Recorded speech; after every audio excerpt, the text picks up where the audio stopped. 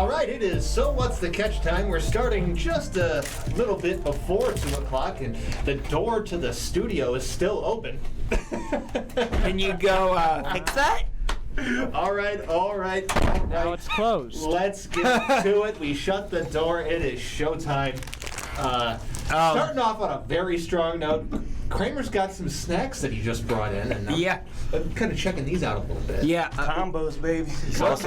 What kind of snack food you got over there? Coffee? The way I see it, when like when I do football games, combos are my usual go-to snack. So Which ones? I like the pizza one, like the cheddar one, and they've had some new ones that are. I'm a fan of the 7-layer dip. Yeah, they have a honey sriracha one too. That's pretty good. Combo's not that bad for when you're doing work because you know what? They're not greasy, they're not oily. Right. So you're able to just if you're typing, you're able to just kind of grab some and keep working. But we can probably talk about snacks. They're the perfect all-around snack. So combos. All right. We need an endorsement. All right, so we probably sit here talking about snack food the entire time. That's not why we're here. We're here to talk about sports, and mainly, apparently, we're talking about Roger Goodell commenting on the Bills' future in Buffalo. Yeah. So,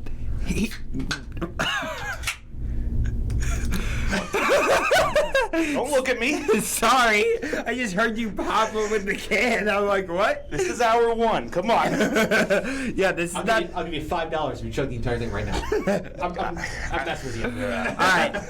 So, the Buffalo Bills want a new stadium. We've kind of talked about this on the show. And Goodell was saying, we're focused on keeping the Bills in Buffalo in a new stadium, in a public-private partnership. That's what this is all about, and that's where we're focusing. So this is a good thing for the Bills, right? Yeah. And the Bills have been doing so good. That shows you, the better the team is, the more the city supports you. Yeah. I mean, Buffalo's 100% a Bills town. I mean, the Sabres are there, but who cares? It's a football town, It's a right? football town, I mean, okay? Buffalo wings. The Sabres are probably the worst team in hockey. Yeah, since Dominic Hasek retired, that team is just kind of irrelevant. Funny side note, when Dominic Hasek played for the Red Wings, he had an office next to my dad's in the business park. That's a fun side note. That's actually really cool. For his clothing company, I'm Dominator a huge Clothing. Hasek fan. But I love the helmet, his old school helmet. Yeah. I mean, you don't get guys like that anymore. But not to get too off on a tangent, just you mentioned Hasek, so the side note. But the Bills staying in Buffalo, I mean, they have to, right? Yes. I mean, was it ever a question that this was going to happen, though? I mean, I guess the new stadium deal, sure, but I mean, if there's a city in America that deserves football more than Buffalo, I mean, I challenge you to show it to me. Toronto. Well, I mean, Cleveland goes without saying. I mean, the fans brought an organization back to Cleveland through sheer willpower. And you just said Toronto. Yes. What, the Argonauts? Yeah, there's... Oh, my bad. and Different stadiums. And Look also, at a CFL team, man. and also, the Bills, for a brief period of time, actually played games up in Toronto. I didn't know that. Preseason. Yep, they did the little preseason experiment. Oh, I thought they did regular season games. I do not believe they did a regular season game. I believe it was only for preseason games. They're just trying to expand across the northern border because, National Football League takes all. That's just how it does. I mean, it's the Browns moving to Baltimore and becoming the Ravens is part of the reason why the CFL team in Baltimore moved. I think the last time the NFL actually had serious competition was the 80s. Yeah. With the USFL. If I'm not mistaken. Serious competition? Yeah, not the it USFL. actually challenged their ratings. The last time they had serious competition was back in the 60s when the NFL and AFL were separate. Yeah, true. The USFL at least put up a fight, though, compared to XFL and They did, but it's like the equivalent. They didn't make money though. If it's you're like the equivalent of us six right here. I thought you were about to say AEW. Us five. Versus WWE. No, it's like the equivalent of all five of us going to go play a pickup game against the Cavs. You're like, yeah, the Cavs suck, but they would destroy us. And, I mean, this podcast is more profitable than the USFL was. I mean, they didn't make money, and if you wanna exist as an organization, you got to make money. So yeah, they did fine in the ratings. I understand that, but it never was really a threat to overtake the NFL. No, what was their settlement check again? Like $2? Yeah, it was something ridiculous. It was almost a joke. That league. That league hemorrhaged money. I think I understand what he's saying though. Like compared to They the had big XFL change. and like because anything more modern that they've tried to pit up against the NFL has just been a joke. Right. Yeah. Anything they've tried to put up against the NFL has been squashed like a bug. I think the smarter idea is to move in the direction like fan-controlled football went and just create something totally different than the NFL. Or Because like you're they not already- going to they already compete with the got- NFL. Or like the indoor football league. Something different. You got to have some kind of different twist to it because you're never going to compete with the NFL No. in this The country fan league, anymore. I think, already exists. I think Josh Gordon plays in it. Yeah, well, he did play in it. Yeah, I know it So- exists. so- I was using it as an example okay. of like if you're gonna create another football league, just make it its own thing because you're not gonna compete with the NFL. I mean, Johnny Football also played. I mean, they had some money, like powerful people behind the USFL. Wasn't Donald Trump one of Donald the Trump Yes. brought the New Jersey Generals. So I mean, talk about powerful people being behind it, and Right. it didn't get anywhere. Yeah. You know, so I mean, well, part of the problem was that they started off as a spring league, smart idea, yeah. and they played their first 2 seasons, and they were going to gradually grow their fan base, gradually grow and expand the league. Mm-hmm. Then Donald Trump shows up buying a team because the NFL was just like, yeah, we're never going to sell you a team because we don't like you. So Yeah. his plan was to buy a USFL team and Makes force sense. a merger to get into the NFL. And that never as happened. we all know about all of his fantastic and great business practices and business successes, Taj Mahal and Pretty much and, anything he New comes Jersey, into falls apart. Trump University, everything just turns into bankrupt. Yeah, Yep. everything. Everything. Yep. He bankrupted the USFL and they got a settlement of $2 from the courts. Right. Yeah, that sounds about right. Yeah. Right? So I'm looking at this article from ESPN about the Buffalo Bills, coming back to that, and it says the commissioner of 15 years said he has discussed the topic of the Bills Stadium nearly every time he travels to Buffalo, dating back to the 1990s, when the topic revolved more around renovation to their current stadium. Even then, Goodell said they knew renovations would only be a temporary fix, and the time would come when a new stadium was necessary. So a little bit of a media term here, localizing this national story. When was the Brown Stadium built? 1999. 1990. 8 technically. Yeah. Yeah. 98. So for an arena, would you say that's starting to get old? The Browns, it's entering the extensive renovation talk, which Yes. they've already done. Right. It's entering the second era of renovations in probably about 5 to 10 years. But unfortunately, what we've seen in a lot of stadiums recently is that the lifespans on them are not very long. Like I you guess look down that's in what I'm Atlanta. wondering. You look down in Atlanta. The Braves played Turner Field for 20 years before they went to Truist Park. All right. Yeah. Oh, well, let's talk about the future of what an NFL stadium is, because what we're looking at is 5G in every NFL stadium. We're looking at having live betting in the stadiums. So, in terms of like, is it old and falling apart and dilapidated? No, but like, the direction that stadiums are moving forward in, I think a new stadium is going to be required sooner than we think, maybe. If that makes sense. For some No, of you them, make a good and one for as old as this one. This one's about 50 years old. So Sure. this one was built at a time when stadium construction was done differently. Right. It was when you really didn't think anything like we have now is even on the horizon ever. No. And it's the way it was constructed, the way it was built was not way to adapt. It was, we're going to build this, it's going to be here for 100 years. Not, we're going to build this, we're going to need to make massive adjustments in 20. Yeah. And when the NFL started, you could, just like you said, they didn't know what was going to come. So when they originally started the ideas of building the stadium, the idea of long-lasting structures made sense. Yeah, it But did. we make a good point, because that's what I was trying to get to, is like, what's the lifespan? And if you're saying like 20 years, they can definitely last longer than that. They're not Yes. dilapidated. Look at but- Lambeau Field, for example. It's been up since at least 1970. But like every 20 years, it seems like technology takes another turn. does, You know, yeah. and you got to get things caught up. You do. I think Lambeau's been around before that, but yeah. 1957. Oh, so I was off by a few years. Yeah, I mean, we know, look at the big house, the horseshoe. We know that a big stadium can last a very, very long Soldier time. We Field. get that. But, like, the future of the NFL is going to be incorporating the fan experience in different ways because, let's be honest, the product on TV is amazing. Like, watching an NFL football game at home is an amazing experience. Yeah, And it is. so the NFL really has to get creative with what they're going to do in the future to bring people people in. And part of that's going to be the sideshow. It's not going to be about the football. It's going to be all the other stuff. I mean, as an old school football guy, like, I'm not really into all that, but that's the wave of the future, and that's the direction that we're going to have to head. And so in terms of, do I agree with Goodell? Absolutely. Good for him for saying that a new stadium is what's needed. It's actually one of the few things he's ever said that I think I wholeheartedly agree with. Yeah. I think it is needed, and if anybody deserves it, it's Buffalo. And Church, you said Soldier Field. That's an 1923. Yeah, that's an asterisk.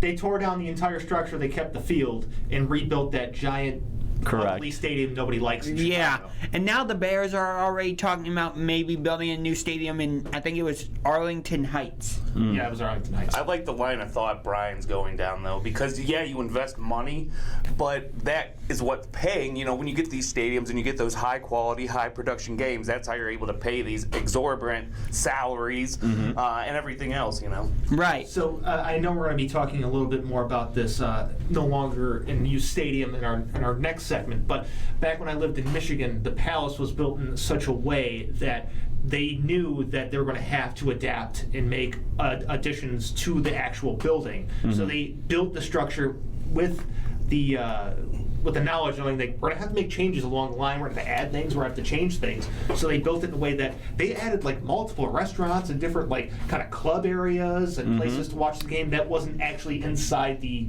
seating section. Right. So that's part of the, I guess, progression you've seen with stadium building from back when Highmark Field was made compared to when the Palace was compared to anything new that's coming out. Sure. So I guess the question for like the Browns or anybody else is, when it comes to updating your stadium, how much can you do to where it just makes more sense to scrap it and make something new? I mean, the Cavs just did a major renovation to what was then Quicken Loans Arena. Of course, it's now called Rocket Mortgage Fieldhouse. And The morgue. I don't get Romo Fijo. why is it called a field house? It's not like we have a field. Because apparently we're in Indiana now. Yeah. Romo Fijo. Romo Fijo. Romo Fijo. Can we also call it the Rocket? You can call it whatever you want. I'm calling it the morgue because every time I watch the Cavs, I'm just watching a dead team. That Yeah. makes sense. Well, That makes sense. I accept that. I go more to the field house more for Monsters games where they tend to win. Yeah, I guess. But we need to head to a break. When we come back, we got some basketball discussion. But remember, during the break, that no one circles the wagon like the Buffalo Bills. Word.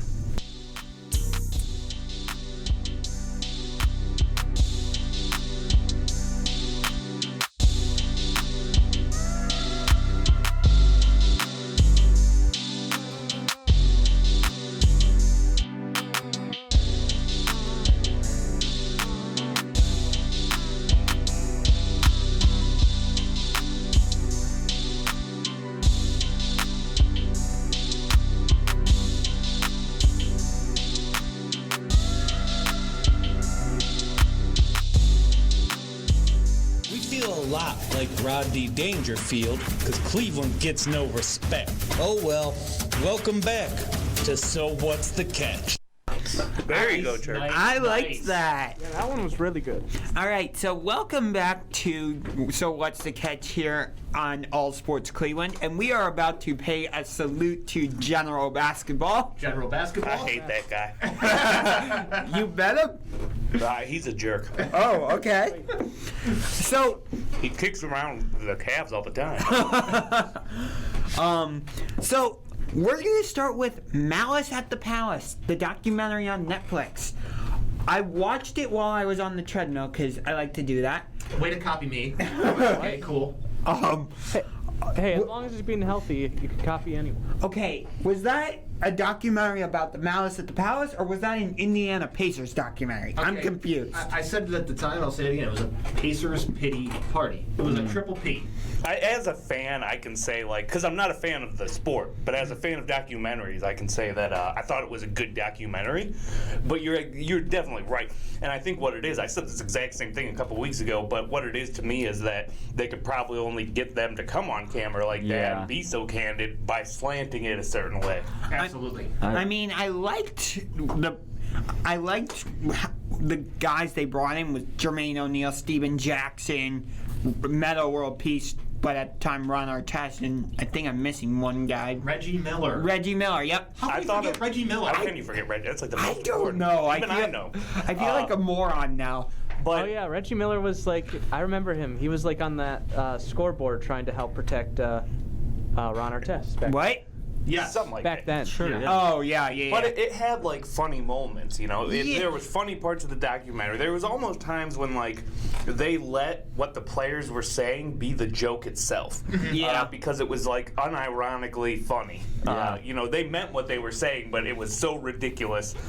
But anyways, I thought it was a good documentary. When I think about the personalities on that Detroit Pistons team too, I'm sure like in the production of this documentary, like they're not probably the easiest guys to get to comment and to play along or what have you. Oh, they There's a lot of start off rough- the documentary with the one dude saying, "I will never talk about this again." Right. Yeah. Jackson. Right. So Yeah, with Steven Jackson. So part of the, I think the Indiana slant may have had something to do with that, where the producers are like, okay, whatever, you know, these guys don't want to play along, you know, I mean, throw Indiana a bone. I'd say it's worth watching, but just don't expect like a get both sides of the story yeah, from it. Right. it's worth watching, but I agree. You're getting a heavily biased And if film. if you do watch it, skip 25 minutes ahead. You don't need all the background. Yeah. Yeah. And Just get to the game where they start fighting each other and playing. Yeah. was there any Pistons players in that documentary? Ben Wallace for like 5 minutes. Yep, like What'd he 5 say? minutes. Not Yeah. really all that much. He pretty much just talked about like the moment that everything kind of like went to hell, but that's about it. Yeah. His participation was very limited. Yeah. I don't know. I thought he was a pretty big part. Like he went into the stands too to But his get- participation in the documentary was Right, limited. Right. We're talking okay, about that's strictly okay the then. documentary. Yeah. Okay. But Yeah. But I get what you're saying. they should have got more Pistons players in that documentary. Yeah. They should have had I know Larry Brown. They could have gotten him to talk about when he was on the mic, talking to the fans and all that. Yeah. I'd actually like to try like making a documentary at some point. So I guess I'm looking at it like from their side. You know, Didn't we do that in the documentary class? I mean, like a reel, you know, Oh. something I actually like put like a lot of work into, like, Yeah. you know, a year. And if you put like a year, it had great production, all that, but I see the criticism too. I understand what you're saying. Fun fact: Rick Carlisle is back on the Pacers. Yeah. Even more fun fact, he used to coach that Pistons team they got in a fight with. Yes, So- he Yeah. did. He did. Before that, Little side note, they mentioned the in-stadium announcer. The guy's name is Mason. By Yeah. The way. oh, I love Mason. He's so good. They showed a little bit of the intro. Let me tell you, I've gone to many Pistons games in my lifetime. Their intros during that era were Yeah. absolutely electric. I I could get that just from the You show. can just yeah. in the little Yeah. the little thing when Ben Wallace comes out and he's just doing the big shoulder thing. Everyone got so hyped. and I remember did- Mason specifically during Ben Wallace's intro, he would go Ben Wallace. And they had the gong too. Yes. And for Chauncey Billups, I remember they instead of saying point guard, they called him the point guy. I also loved how Remember that, James?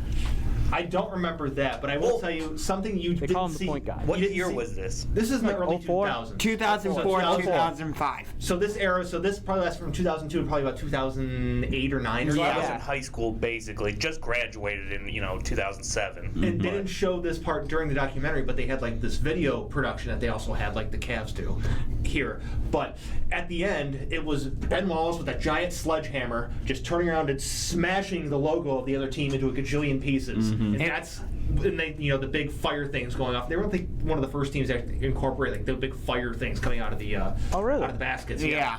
Yeah, as a person who watched the Malice at the Palace, like as it was happening, like I think part of the problem with the documentary when you're covering something that was so shocking and electrifying and like just absolutely jaw-dropping and amazing, like you're expecting the documentary to meet that expectation, you know, and it's really hard to live up to the hype surrounding the event because the event itself was such an electrifying, weird, crazy, bizarre event, and I think that part of like where the documentary may have fell flat is just like capturing that, what it was like in the moment and seeing that. It was just such a shocking thing to see, and I don't know that the documentary, could keep up that same level of intensity for an That's entire. definitely fair. Yeah. I never watched it when it happened. I watched basketball back then, but I didn't watch I probably only watched the Cavs, to be honest. But I don't. But I remember the news it happening. So for me to watch it, I actually enjoyed the history part of it because I didn't know all that, and I learned some things from it. Yeah. And then I got to see some of the parts of the game, and seeing it happen and play out. I thought it was amazing, but again, I didn't see it live, so I can't compare it. Right. So again, like Kramer, I also didn't see it live, but I knew about it, everything. So yeah, seeing the documentary and hearing the background story, I liked that part of it. But again, it just felt so Indiana heavy. I'm I want to hear from Rip Hamilton. I want to hear from Tayshaun Prince. I want to hear from Rasheed Wallace. Right, Rasheed Wallace. I want to hear from The coaches. The other thing too, though, is those guys won though. Those guys got their ring, and the Indiana guys, they're always going to be chasing that because they never quite got there. Yeah. And I think that's part of the reason that the Pistons might just want to close the door on that entire conversation. That's a good because point. they have a history of winning. They were a great team in the early 2000s. They won a championship. Should have won two, and they deserve to be respected. And I think the Malice at the Palace is such a stain on the organization and the team, and those guys probably just want to look back on their legacies and think hey, I was a great basketball player, we had a great team, and we accomplished some awesome things. Before Ron Artest at that point in time was suspended, I believe the league high suspension for non off the court. Yeah, off the court incidents. He was averaging 24 points per game. I looked up his stats. Reggie Miller was saying if that whole mess doesn't happen, Pacers had a great chance to win the title, and they really did. They did, but it's easy to say, It's easy to say if this would have happened, if that would have happened. Yeah, there's so many ifs and if this hadn't happened, but if this happened, yeah. You know what's a more likely scenario? If Ben Wallace doesn't leave the Pistons after that year, that team wins another title. That's more likely than the Pacers winning. The Cavs could have been champions 3 years in a row, but it didn't happen. Ben Wallace did stay a season after that. That season was his final season there. No. 05-06. Then he went. No, 05-06. I'm pretty sure he was with the Bulls. No, it was 06-07. He was with the Bulls. And we have computers. Yeah, we do have. Yeah, we do have computers. I'm confident in that one. When I was in prison, that was one of the worst things. I got so used to Google, and then you go into prison, you start arguing with somebody, and inevitably somebody will be like, "Man, Google it." While you guys are looking that up, apparently Chirk was right, so congratulations, Chirk. Yay, Chirk! I know my basketball. I count that as a point towards the quiz. No. No. Veto. Veto. Since that Mouse in the Palace, the only thing that came close to that Mouse in the Palace was Nate Robinson versus J.R. Smith. That was the closest what you're thing. talking about, and I knew generally about Malice in the Palace, so I'm not sure I don't know. There was a fight with the Knicks versus the Nuggets, and I think it was a couple years afterwards where J.R. Smith tackled Nate Robinson into the fans. I don't remember. Just file that under random J.R. Smith incidents. Right. Yeah. Just put that and next then to Carmelo throwing was soup. trying to go for a big punch. Hey, shout out. J.R. Smith. That dude's back in college, and he is going to be playing for, I believe it's North Carolina A&M's golf team. That was A&T. wow. That's great for A&T, him. you're right, A&T. But anytime I think of J.R. Smith, I can't get the picture out of my head of that dribble at the end of the game. Not knowing. Yeah, how do you not know? Because I watched that live. Yeah. How do you not know the shot clock? Honestly, that's not what I think of when I His hear issue J.R. wasn't the shot clock. His issue was the score. Right. The first. Yeah, you're right. He was confused on the The score. first thing I think of J.R. Smith is that buzzer beater shot when he had it with the Knicks where he did that. Oh, yeah. I know what you're talking about. Yeah. AJ is AJ's here in the building. Slinking in. Yes. Got AJ in the building. AJ is slinking his way in like an anaconda. He's got snacks too. I got yelled at for my snacks when I came. What snacks you got there? These are some granola bars called Better Bars. How you doing? What are they today? better than? Everything. Okay. Probably better for you than combos. We yelled at you about the combo. Do we want to mention the schedule release too? NBA release? Yeah, the NBA schedule just got released. Any intriguing games for you right off the bat? Christmas games. And Yeah. I think that Christmas, maybe we could talk about just the Christmas Day games because it's hard to pinpoint like individual games with a 82-game season. Well, I can. How do you feel about the Bucks opening their season against the Nets? Do you like that? Or Makes sense to me. yeah, it makes that makes perfect sense sense to to me. me. I would have That done makes it against the Hawks. Not if you want people to You want people to watch it, you go Bucks Nets, but we can come back to this a different time. We have to head to a commercial. We come back. We're going to be talking draft bus and, of course, everyone's favorite segment. Draft bus.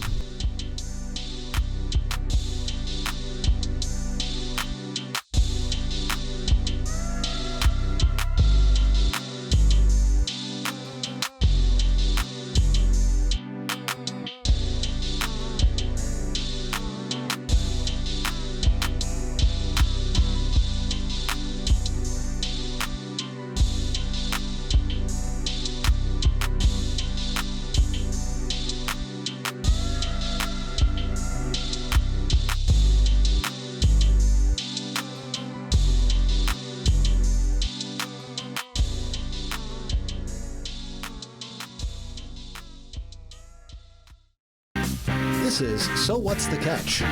Your home for the random Cleveland athlete of the week on All Sports Cleveland. No. That's the right one. Oh, okay. Pay attention to your show rundown. It's right in front of you. All right. Well, Too bad we're not allowed to bring notes. I know. As the bumper said.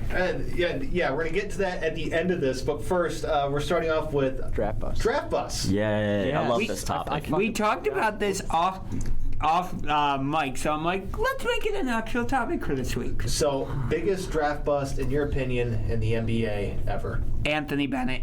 Anthony Bennett. As a Cavs fan, I mean, it's Darko? easy to go there. Darko's up there. what's the guy that got drafted? Michael. How about Greg Oden? How about Sam Bowie? Yeah. Olo Candy? Michael Olowokandi had a long career. No, come on. Oh, come on, me. See, I suggested. Don't do that. I suggested Greg Oden the other day, and he automatically poo-pooed me. Oh, because of his injuries, I guess. I'm taking Greg Oden out because for a bust, I want you to be healthy and just Yeah. completely suck. Okay, if that's so the then distinction, I it's take him down out of it. It's down to three people then, really. It's going to be down to not Greg Oden, Darko. Mm-hmm. It's going to be down to Anthony Bennett. Anthony Bennett. We're talking NBA. Yes, and Hashim Thabit. I was just about to say Hashim Wait, what Thabit. about OJ Mayo? What about O.J. Mayo played long enough. He wasn't. Yeah, great, but he had played an long okay enough. career. He made his Okafor. money. what about Mama's Cooking? Did you see? And Kwame Brown. Okafor He played played a long. minute for the Bobcats back when they were the Bobcats. Kwame Brown R.I.P. played for like 12 years. Yeah, I think Kwame Brown had a long career too, Yeah, so it's hard to. Wait, when you say Okafor, do you mean Emeka Okafor? Jaleel. Oh, Hasn't he had injury issues too? yeah. Yeah, Mecca did. But he was chosen fairly early. Was supposed to be a big prospect. And How about Bargnani? Bargnani. Okay. Adam Morrison? Tyrus Thomas. That's a bad one. I think we need to How like. about Sebastian Telfair? Ooh, that was AJ, who you got? Yeah. There's a lot on this list. Yeah. I think we need to narrow this list down. no, we don't. We're just throwing out names right now, and then we can all settle on what names. There's been a lot of busts. You forgot I mean, about Derek Williams, Jan Vesely. Yeah, I mentioned Telfair because Sebastian Telfair had a Sports Illustrated cover as a high school basketball player. He was like the first one since LeBron that they gave a cover as SI. Mm-hmm. I mean, there was so much hype around him, and I mean, he just fizzled out. He played for a couple years, had some. He didn't do anything though. His career is not worth noting anything. I'll tell you this: we don't have to say it yet, but we might, disagree on who the NBA bust is. I can almost guarantee we all agree on who the biggest NFL bust is. We'll see Ryan about Ooh, that. I don't know Ryan about that. Lee. There's a lot out there. I said, don't say it. We'll see about that. So, the way I'm looking at it for the NBA ones is that they had to be drafted at a certain spot. Yeah, Telfair was hyped up, but he's drafted 13th. That's true. That's So, a fair point. You look at guys like Milicic 2, The Beat 2. The Beat was drafted over James Harden. The Beat's definitely on this list. LaRue Anthony Martin Bennett was 1 overall. Anybody? So I think it comes down to one of those three, really. Anthony Bennett. Yeah, I'm gonna go with Anthony I Bennett can get behind Anthony Bennett, honestly. because he was drafted number 1 overall, and then That was a disappointment. I he remember did that nothing. That was a weird year I would for the put draft, though. I would put Darko in there just because of the fact he was drafted before Melo, Wade, and Bosch. Do you want to go through the list of people that Bennett was drafted ahead of? It was Oladipo, Otto Porter. Heck, I would even take Contavious Caldwell Pope and Trey Burke over them, and even Alex Len. I'll put Alex Len in there. What? Alex Len, but anyways. I'll take him over Yeah, take him out. Bennett. Yeah. No, that's what I was saying. Keep in Trey Burke, take him out. Would you put Dragan Bender? That's the one that we haven't said yet. Dragan Bender, I would also put in All-time great name. one of the Cool name. biggest busts of all time in the NBA, Dragan Bender. So I think we're pretty much. It's basically Anthony Bennett. Yeah. Yeah. Yeah. Okay. Then Dragan there's some Bender? old, obscure number one picks like LaRue Martin in 1972. There was some really great players in that I draft remember behind watching those him. games when I was -16. Yeah, but if we're going based off of number one picks, Yeah. he's one that's worth mention. So NFL, there are plenty of names you could think of. Tony Mandrick, Jamarcus Russell? Jamarcus Russell, Ryan Leaf. Ryan Leaf's my number Ryan one. Leaf. Johnny Manziel. No. My top two are quarterbacks, and what I'm curious though, I want to know everybody's top one for the Browns. Browns' biggest bust, because my next number two overall plus my biggest bust for the Browns would be Tim Couch. Tim Couch. Really? I don't What? disagree. To me, he's a bust. I think that What? What? I said what How? I said. He took us to the playoffs. Yeah, and then Couch, what? that was like an assisted suicide, though. That was euthanasia. Exactly. That's Yeah, like he got destroyed Now- by Right. not having an To offensive line. Couch's credit, he had no offensive line to None. So Well, I'm not. I'm I'm not saying it's his fault either. Here's the Okay. thing with Tim Couch. Him and David Carr fall into the same problem, and that they were drafted by expansion teams with crap rosters. Right. So I have a hard time putting either guy into a bust category, even though statistically and historically they weren't good. When I get down to what a bust is, it means that you had expectations for somebody and they didn't meet those expectations. Okay. I feel like we had some big expectations for Tim Couch, especially after that playoff season, but because of the situation he was in, it didn't work out. Okay, but here's the thing. Cleveland has been known for a while as the place where quarterbacks go to die. Exactly. So Trent Richardson there's a lot of hype around that draft pick. No, I thought that he but was going Trent to was transform great the with running us. game. I can't say he was a Cleveland bust though because he was good with us. Josh might not remember this because he wasn't. How old were you in 2002? I was too. 6. I was like 5 or 6. But at the time, like, there was a lot of expectations. There was a ton. You're right. You're Yeah, absolutely right. I don't disagree with you. It's just I have a hard time because You of- literally you just- disagreed you with just me. did. I see where you're coming from, like expectations and failing to live up to them. I just have a hard time putting expansion draft quarterbacks into that list for me. But But so that's still the question. It's the same though. I want to know who everybody's biggest Browns bust is. If it's not Couch, who is it? Justin Gilbert. Yeah, that's a big. Yeah, I good would say one. Justin Gilbert.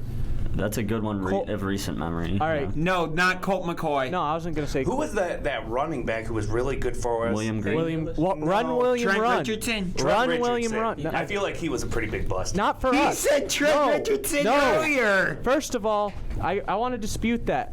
What, he was Trent good Richardson for one had season? close to 1,000 yards with the 1,000 Browns. yards means nothing. And Yeah, then he great was- job. and then The fact he was Yay. good for us means he could have fit with us. And then he That's was what put on Madden, and he completely fell apart. Once he went to Indiana, yeah. Indianapolis, you mean? Here's the problem with Trent Richardson. Okay, he had this problem in college. No one just wanted to admit it. Okay, He had a good offensive line. there's that, but he has no vision. He has perpetual blinders on. Okay, he can only see what's directly in front. Don't shake your head at me. Nah, someone You've seen someone left a comment down here saying Cavs are going to be 11th seed, and I just shook my head. That was all. That's generous because they're not even going to get to anything close to that. Yes, they are. I can remember We're Trent gonna- Richardson and We're people not going down this thinking. again. No, we're not going down that road. Yeah, but Trent Richardson. I can remember people thinking he was going to be a big deal. Here's the thing: is that at the time, even after he had his good season, Jim Brown said he was no good. Everyone should have listened to Jim Brown. Okay, Yes. Please listen to Jim Brown. Yeah, that's a problem. But here's another name I'll put up for not necessarily Browns draft bust, but just general draft bust. RG3. RG3 was a bust. Yep. Yeah, not by he's bust all around. he was bust by injury though, not by by but talent. that's Not by injury. talent. I'm not like, just because I'm saying somebody's a bust doesn't mean I'm saying it's necessarily their fault. But injury or not, you're still a bust. Exactly. So it could be All right, so injury. everybody It could be pick a the top NFL situation. bust. RG3. Okay. You, top My NFL? top overall. Yeah. Ryan Leaf. I'm gonna just go with Trent. Okay. Oh, actually, no, I'm changing to Jamarcus Of all Russell. time, I like Ryan Leaf all time. Chirk? Yeah. There's a lot of names in the bust list, but I think I might have to go with, of recent memory, Blake It's Bortles. any- Blake Okay, Bortles. fine. Okay. Ryan Leaf. I'm Mortal changing service. to Jamarcus. I'm Bortles changing, was a bust. Okay. I'm changing to Jamarcus Russell. Okay. It is. Oh, Random that's a Cleveland. good one, actually. That is a good one. Random Cleveland Jake athlete Walker. of the week time. All right. It's got basketball player. So Cavs. All right, we got a Cavs one. All right. He was born in January 30th, 1982, in Senegal. Senegal. Oh. It's Dejana Yup. got Sagana it off Job. of- Sagana Dejana Job. Yup. Yes, It's That one was Sagana. easy. Sagana That was Job. Sagana. Should he Dejana get a Job. quiz point for that? He 'Cause was that in the was NBA quick. Finals. I was the first one to with say it right, so I think the point goes I to think me. Brian should get that He- because he actually said the name correctly. But did you know the answer? Sagana Job, yeah, Senegal. Yeah. That's Like the if he wouldn't have said anything. How many Johnny Yup. Senegalese basketball players have there Yeah, ever been? right. You know, I- that's the there's, only reason. yeah, it stood I out to would- me. I never would There's have got it. DJ Mbinga I think that was a giveaway. from the Lakers. I was just Yeah. gonna say Ilgauskas. I don't know. If Chirk hadn't said it, I would. Ilgauskas. Ilgauskas. He's from Lithuania. Yeah. We hear you, Josh. Yeah, Chirk wouldn't have said it. You would have. exactly. I wanted to see. I figured Senegal might be a giveaway, but I wanted to see how good you guys had of retention of birthplaces, because Yeah. it's not necessarily all that I common. mean, I just remember Dejana Yup. He used to he was like the backup center when the Mavericks went to the finals and 2006, to yeah. Eric Dampier. Where is Senegal? Senegal- Africa. It's on the It's in, like, West Coast. Central Africa. No, I thought it was in Central. No, it's on the West Coast. Oh, it's on the West Africa. Yeah. So that was random Cleveland athlete of the Yeah, week. that was Very really quick. And Yeah. geography lesson. Oh yeah, and geography lessons featuring Chirk. Fun fact: country, the Gambia other exists within that country. Yes. Oh, another That was Nigeria. geography fun fact. We definitely like jumped to that because we thought it was going to take longer, and then just Well, we are- just chirked it without even meaning to. But then everybody said they would have had it. So Yeah, so I mean, to be fair, we only had like a couple minutes left to this little segment here, so it was just all right that it went like that. I got a good Cleveland at random Cleveland. All right, you probably get about like 30 seconds. So the 10th pick in the 2004 draft, What sport? basketball. 2004? Yeah. For the Cavs? Yep. he's a Cleveland athlete. 10th pick overall. I was 4. Is that Verja? Nope. Give a hint real quick. Position. He was a small forward or shooting guard. He might have been a combo guard. Larry Hughes? Or not a combo guard, swingman. He was a swingman. No, it wasn't Larry Hughes. Oh, Daniel Gibson. We drafted him, and no, it wasn't Daniel Gibson. He was in the second He said round. forward, then guard. Well, we're up against the break Yeah. now, so It was Luke Jackson. all right. Okay I then. never would have got that. Let's go to a break, though. 4.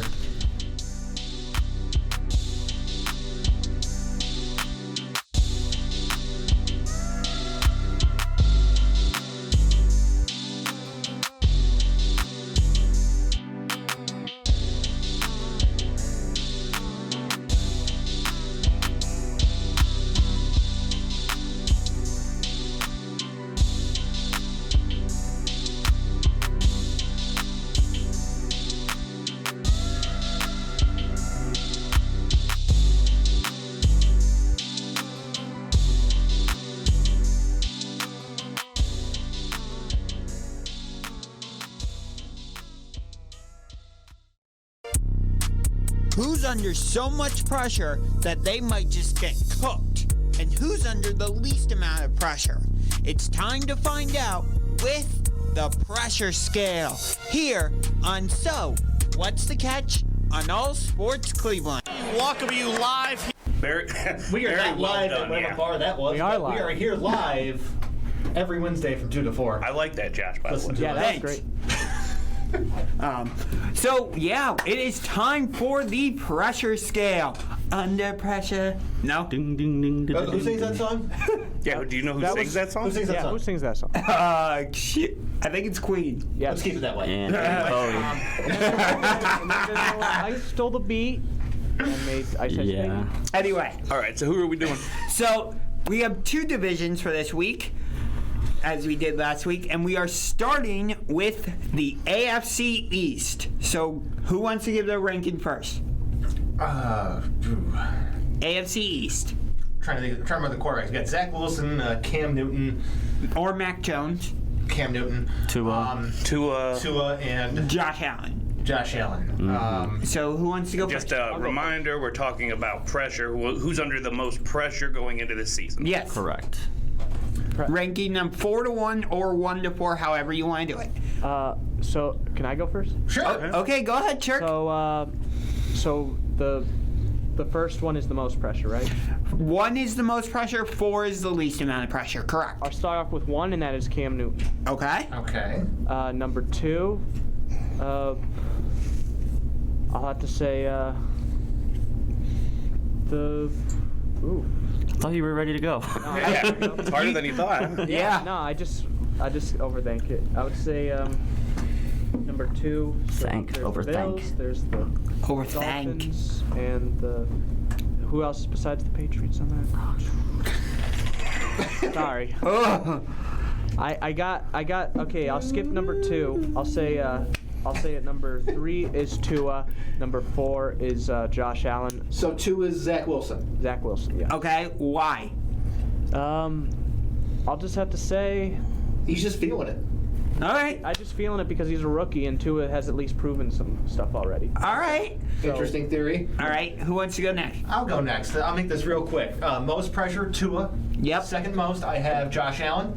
Third, Cam Newton. Fourth, Zach Wilson. He's a rookie. Their expectations should be low because he's a rookie and plays for the Jets. Why would you put Tua up that high? Because, in case you forgot, like this entire offseason, even though he's battled with legal issues, the Dolphins have been linked to Deshaun Watson. Okay, there was even discussions of possibly drafting a quarterback in this past draft. They don't know if Tua is actually any good, and I don't think he actually is. Should they bring back Josh Rosen?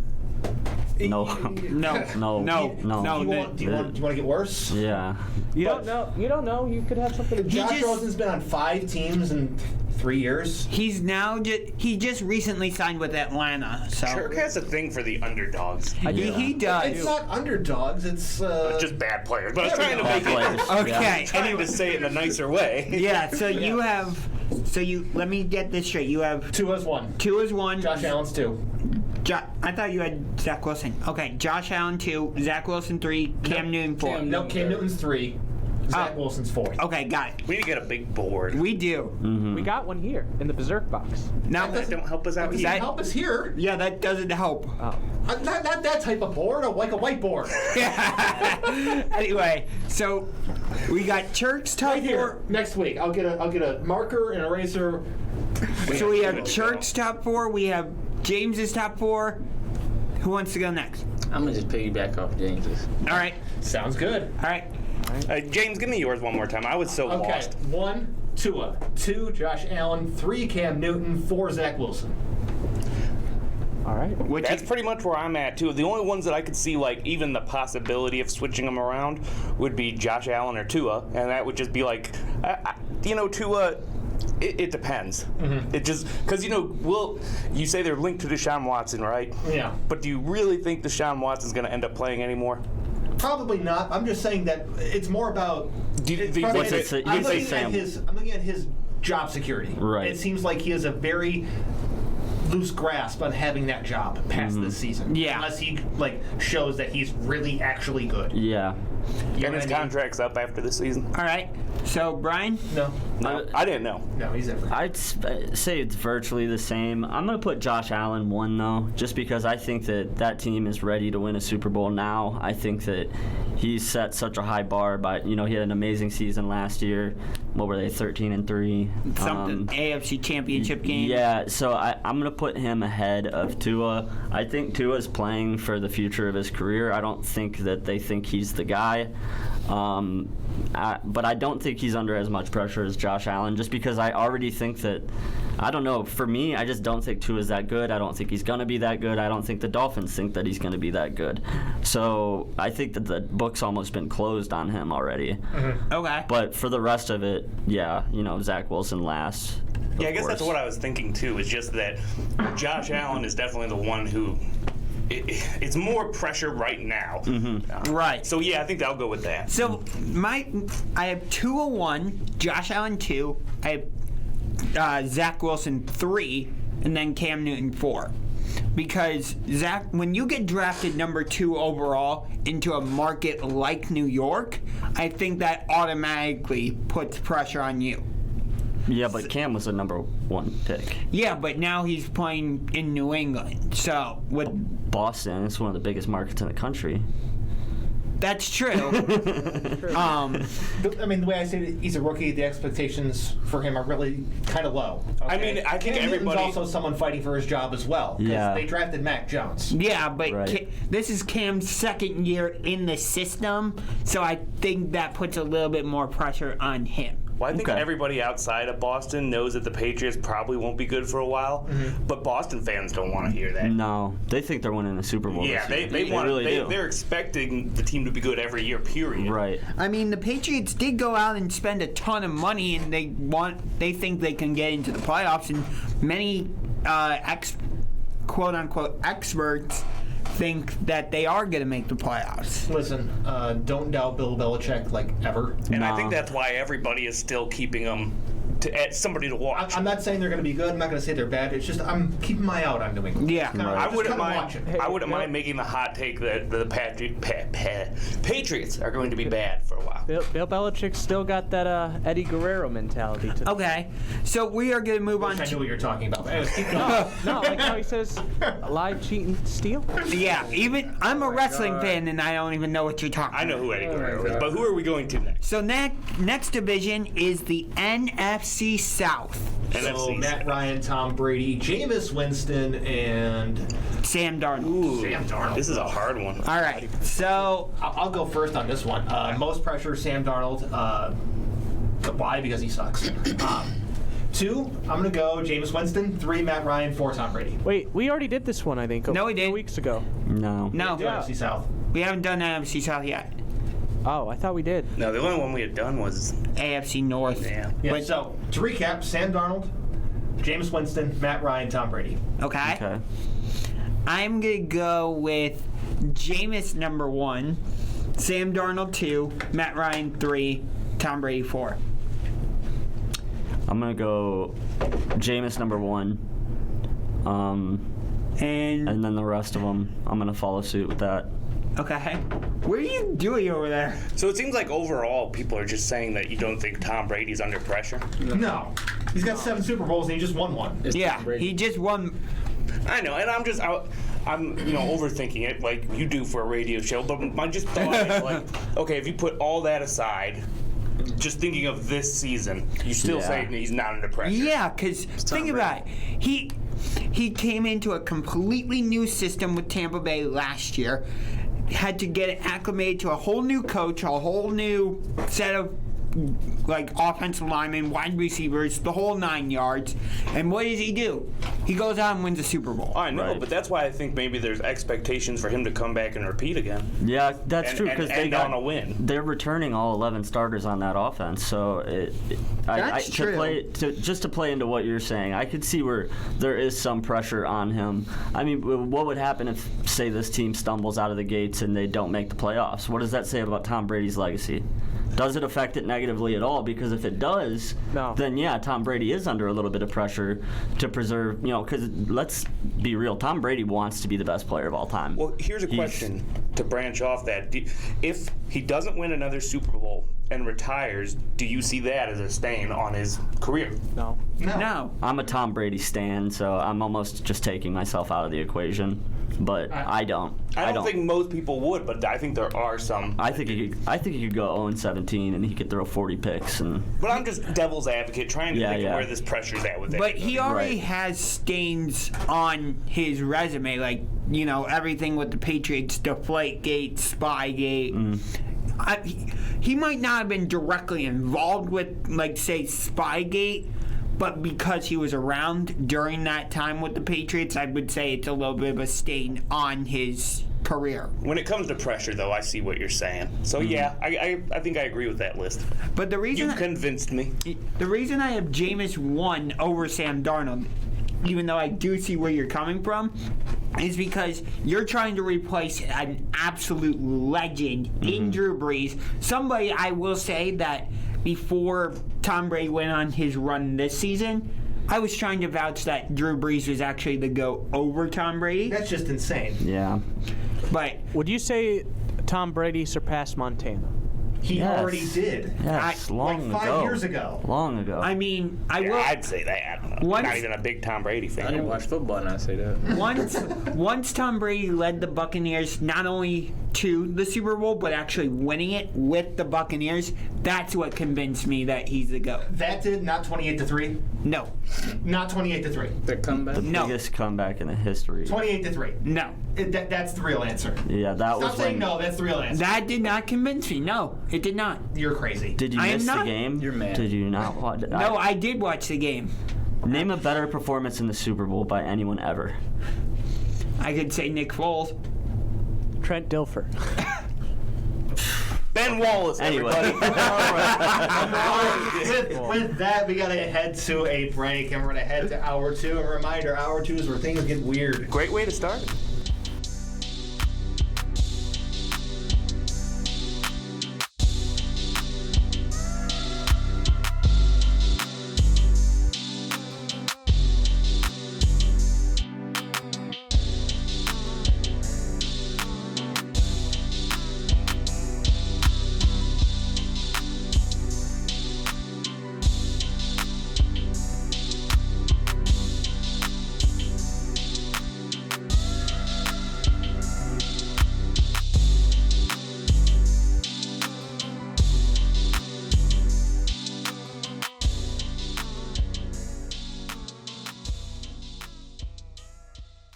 Hour 2 on So What's the Catch is when things get weird. Here on All Sports Cleveland. Shot. Where are you going, Josh? Hour 2. We're already starting off weird. We're 1 second into it. But this is hour 2, so what's the catch? Things get weird, and I will allow the combat sports individuals here to discuss. Yeah, this is where you were saying off mic, you're like, I'm going to go use the bathroom break during this time. That's exactly what I'm going to do, because I have zero contributions this time. I was just He's about gonna to go get Chipotle again. I was just about to use a bathroom break, and then you called me back in. I'm going to go get another big-ass burrito and eat it. I mean, it's your segment. You gotta be here. Take it away. All right, so we start off with Manny Pacquiao against Ugas. I'm not even going to try to say his first name. Jordanis. I did not watch this pay-per-view, but I heard Ugas won, I think you said by unanimous decision? Yes. Yes, it was a unanimous decision. Yep. So did you guys watch the pay-per-view? I watched the pay-per-view. I guess I'll start. Yeah, I did. Pacquiao threw a lot. He just wasn't connecting with a lot. Ugas was definitely the more convincing fighter. His punches were landing cleaner. He was landing at a way higher percentage. But I would say for the beginning of the fight, it looked like Pacquiao. I would say Pacquiao maybe won 3 out of the first 4 rounds, potentially. But then by the end of the fight, you could just tell that Pacquiao's punches were not hurting Ugas. And the counter-punching that Ugas was doing was very effective. And at the end of the fight, I was surprised to see it was a unanimous decision just because of how much Pacquiao threw and his history being an 8-division champ and all of that. So I think that the judges did an awesome job scoring this fight because I do think that Ugas won convincingly. It was a good fight. I think Ugas just came out. He was a smarter fighter that night. He just outboxed Pacquiao, knew what to do, knew how to defend himself and when to throw, and it helped him a lot. Pacquiao is a legend in his own right, but I'm gonna just say Ugas did his thing that night. He performed and showed why he is the champion. Mm-hmm. So yeah, and also coming in on short notice too.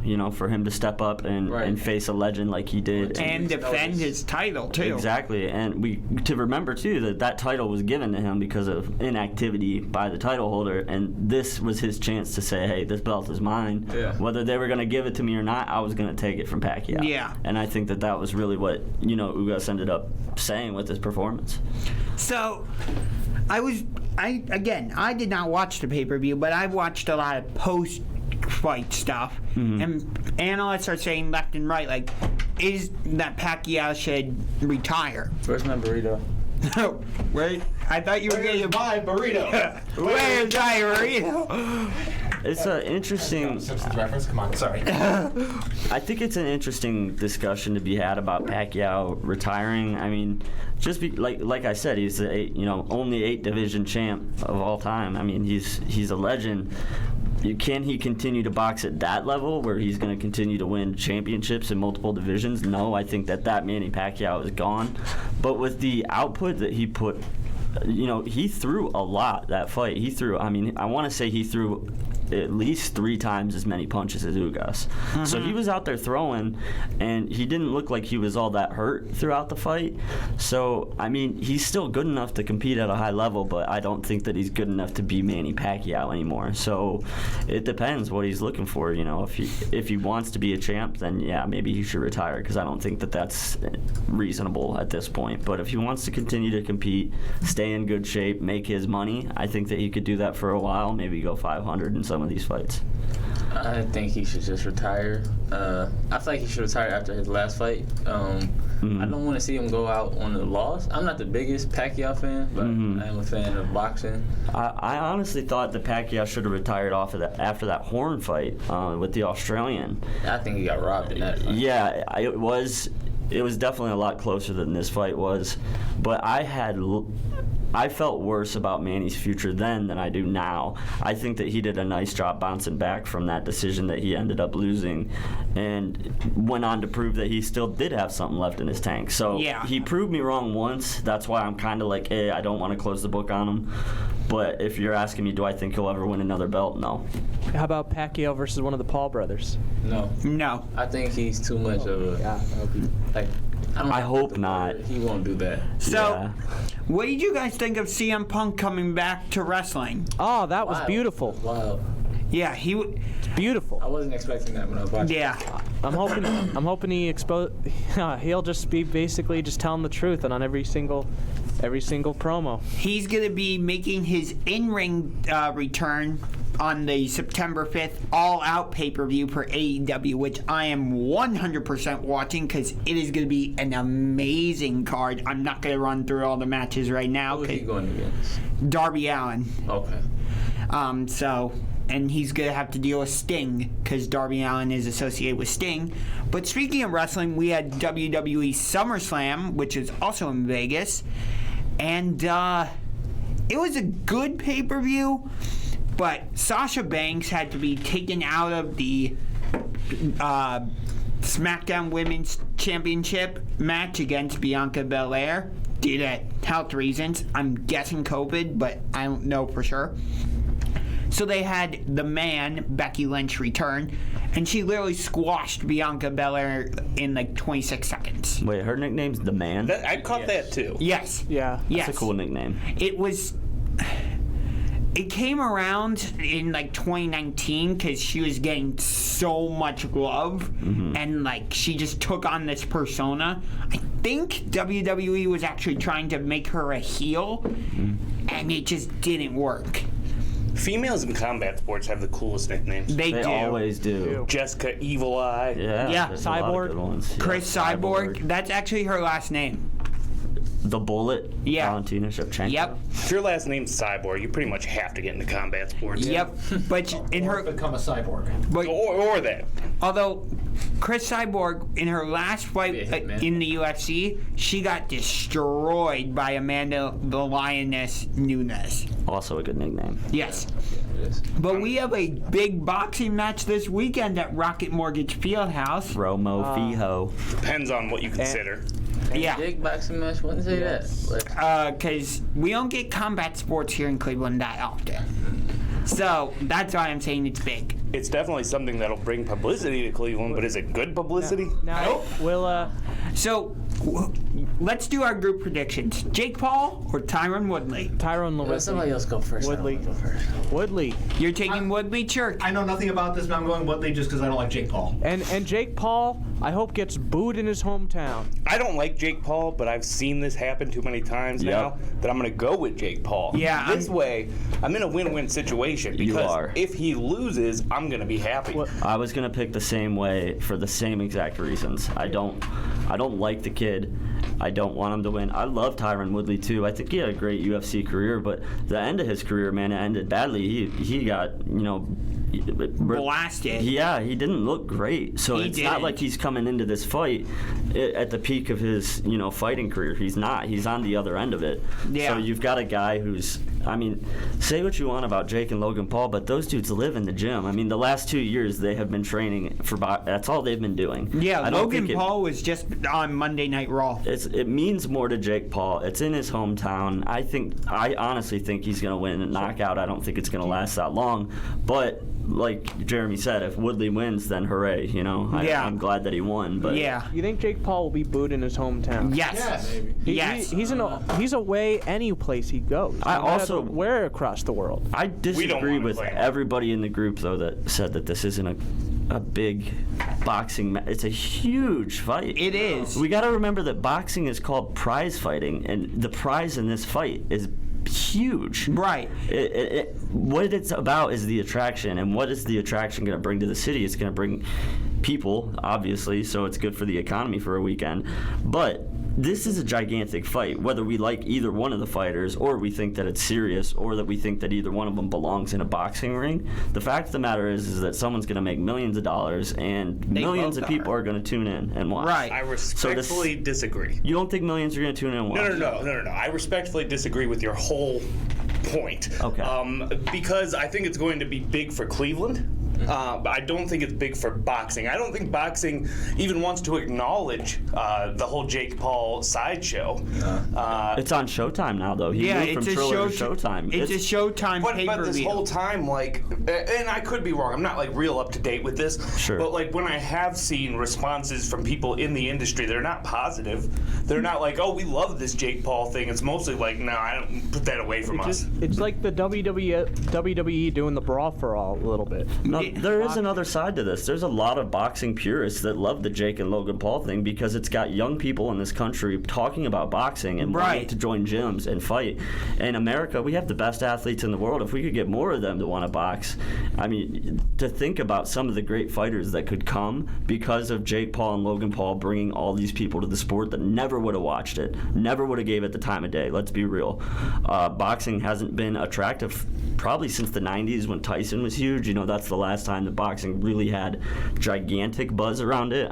With Wilder and Fury now, it's getting better with the heavyweights. 90s even had But, Holyfield, Roy Jones Jr. Right, the 90s were amazing for boxing. It was great, but up until recently, we haven't had a good heavyweight, name until this, Fury and them up there now. Right. Maybe the tide's turning, because when we first talked about this back in March, when this was first starting to go on, to me it was all looked at like a joke. It was. So- I think it was until he won a couple fights and showed that, look, boxing is a sport that you have to take seriously. If you don't take it seriously, you're going to get your butt beat.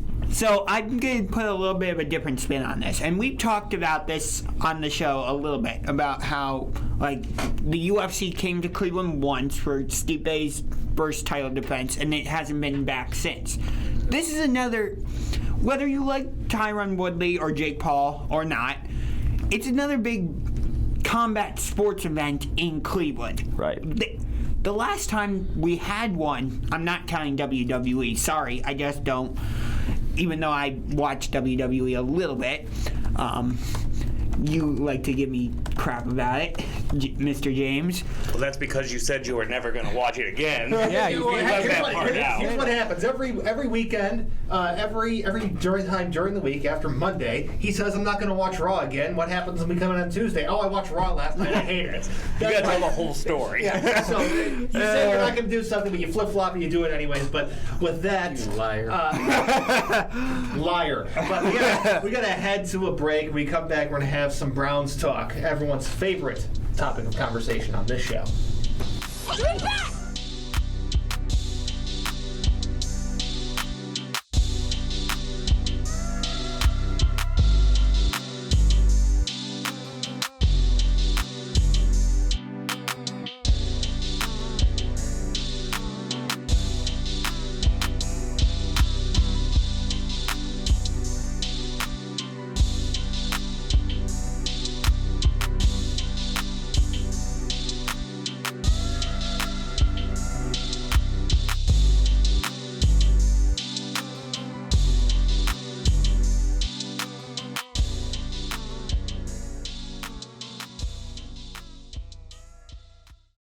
Hey, it's Chirk the Berserker. You're in the Berserk box being a hard worker. We got James. Guess what? He knows all the names. Just sit back and relax. You got Unger to the max. This show will never get any lamer, because you can't find anybody as entertaining as Kramer. Now, AJ, he is the true fighter. You'll never meet anybody who is a better writer. In this show, you don't have to worry about Ryan, because we got a champ, and his name is Brian. Join us every Wednesday at 2 for authentic personalities, because you know, all we'll just be dishing out is just the realities. Chirk, that was such a great bumper. You were like the white vanilla ice. You are so good over there, Chirk. So welcome. Spoken I'm word not vanilla poetry. ice. I'm not as fake as No, vanilla it's like ice. spoken word Not poetry. fake. And you're Vanilla Death ice. Jam. you say that as you're sitting over there eating your combos. They don't even know why I'm still eating. But welcome back to So What's the Catch here on All Sports Cleveland as we salute to General Football. General football. I love that we do that every time on the show now. It's great. And You know where I got that from? Well, I took the salute to I you. do. I'm sure you do. Yep. I took it from the Columbus Blue Jackets. James? Be from a show called How I Met Your Mother. Yes. Oh, yep. It's one of the many gags on there. Very good show. So, Kramer, you have some Bleacher Report article about some bold predictions for the Browns. Yeah, I've been seeing all kinds of articles along these lines, you know, big predictions for the Browns. And I just wanted to talk about this one in specifics. And more than that, though, I want to see what you guys think and where you would put your expectations at. Sure. Okay. But the big predictions, they say Myles Garrett will lead the league in sacks. Yes. I think that's a good one. That's a good one. Decent. The Browns will have a top 3 offense. Yes. I'm not quite ready to say that. but Yeah, I'm not there yet. Super Bowl, Super Browns. and that's what worries me when people say stuff like that. Yeah. I knocked I on get the wood. scared. I knocked on the wood. We didn't hear it. Yeah. It's not even so much about jinxing as much as it is about Baker Mayfield and his personality. But Yeah. going on, the Browns will play in the AFC Championship game.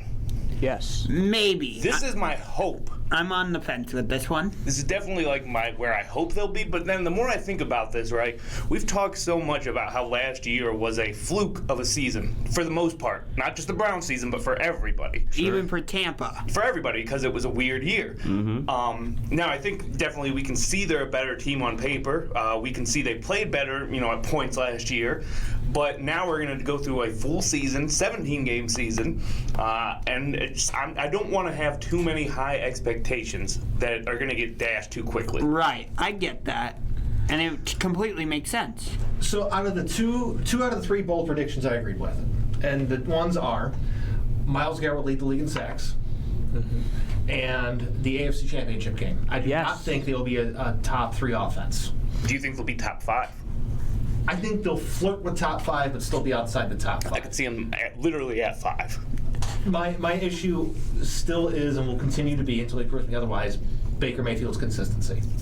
Yeah, I knew that's where you So you know exactly where I was going. So it's the fact that in this type of offensive system, the wide zone scheme, that in year 2 there's always a correction from the defensive side. So every year in year 2 you can go look at all the quarterbacks who played in it, whether it's Jared Goff or Jimmy Garoppolo or even Matt Ryan. There is a correction, and you see a decline in play. How come Nick Foles won a Super Bowl? That was a fluke. That was also Doug Peterson being really creative offensively. But I agree with Myles Garrett leading the league in sacks, and I'm on the fence about the Browns having top 5 offense, or top 3. Top 3 is what the prediction was, yeah. I think it'll be, I'm going to say they'll be top 10. I'm not quite ready to say top 5 just yet. I almost have to say for sure top 10. Yeah, top 10 for sure. Not quite top 5. And then AFC Championship, let me see them at first get back to the AFC divisional round. I also feel like I'd be able to make a much better prediction like 3 or 4 games in. Yeah, because that way you can get a better scope of everything. It's just so much harder right now. Yeah, it is. You have a better idea of what the roster is going to look like, what guys are in, guys are out, surprise cuts, guys that are on the bubble. I know there's lots of guys that could be out by the time that we hit week 1. I mean, that's what happens when you have a good team and a deep team, is that you cut guys who are actually good.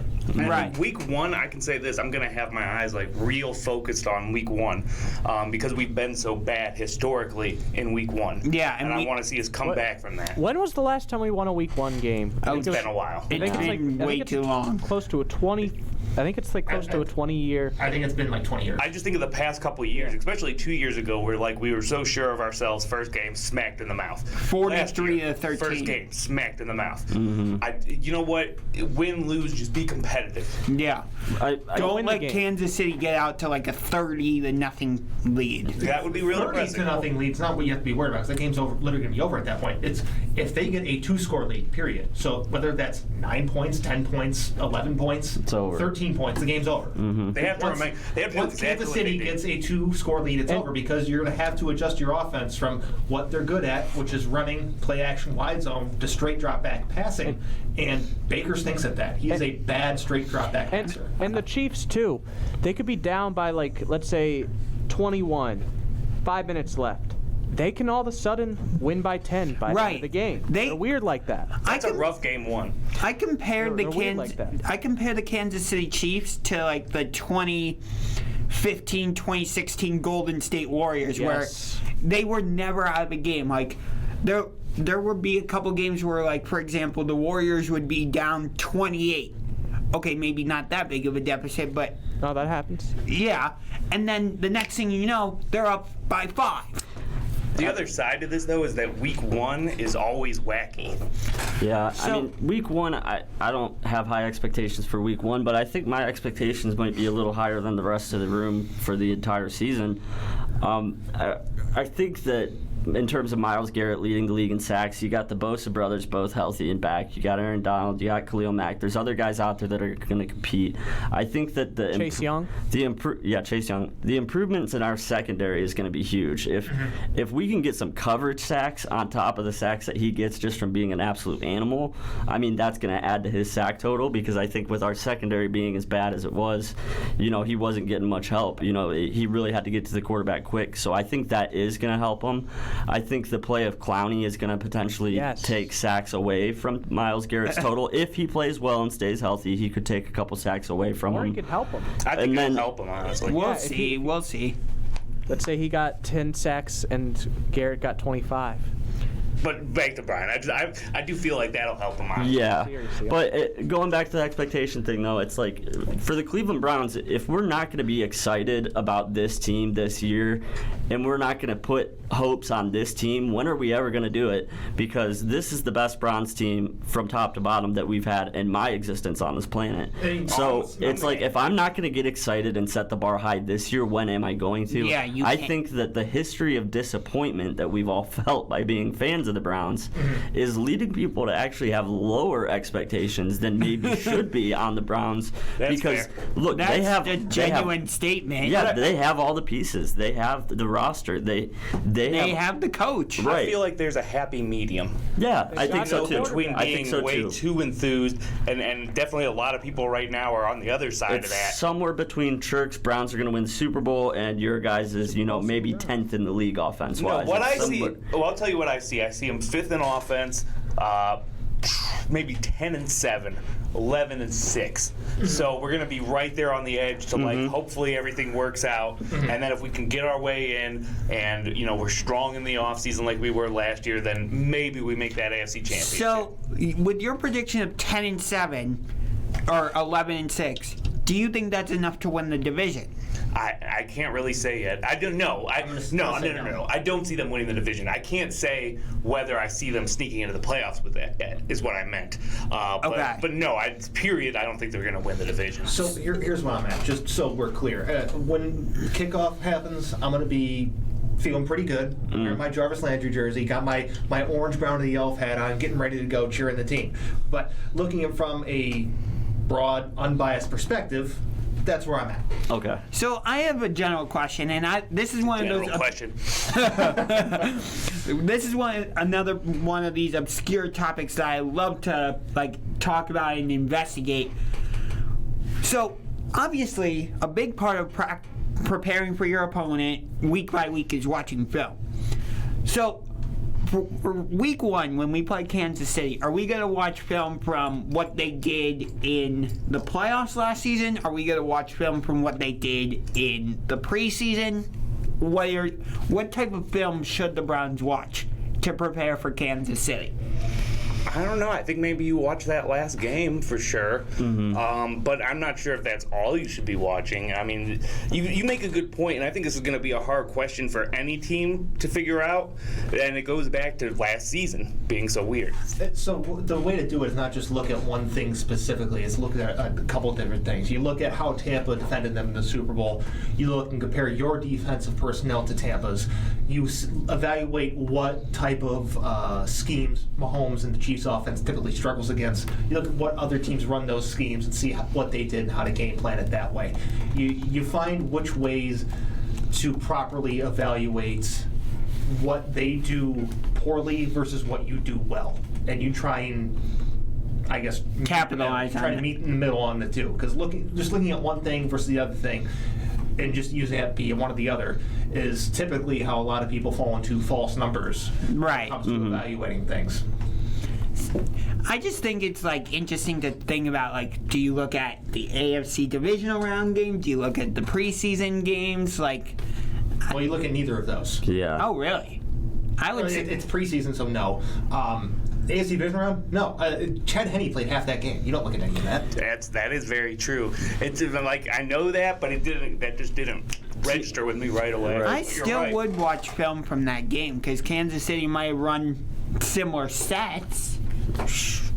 I'd rather them watch film from that than any preseason film whatsoever. Because Right. a team as good as the Chiefs is not going to show you anything in the Right, preseason. watching preseason. They'd rather lose 50-0 all 3 games of the preseason than show a team anything that's going to give them a competitive advantage. Right, I get that, but it's when you're in week 1 specifically, because come week 2 you can watch what the team did in week 1. But with specifically week 1, what if you're playing a team that you didn't play last season, and they have a whole new head coach and all that, Just because we're up against a commercial break, I think you can boil it down to just it's going to be hard to prepare for that game. Yeah, Yes. definitely. Period. Yeah. So with that, we're going to head to a commercial. Chirk, take us off into commercial land.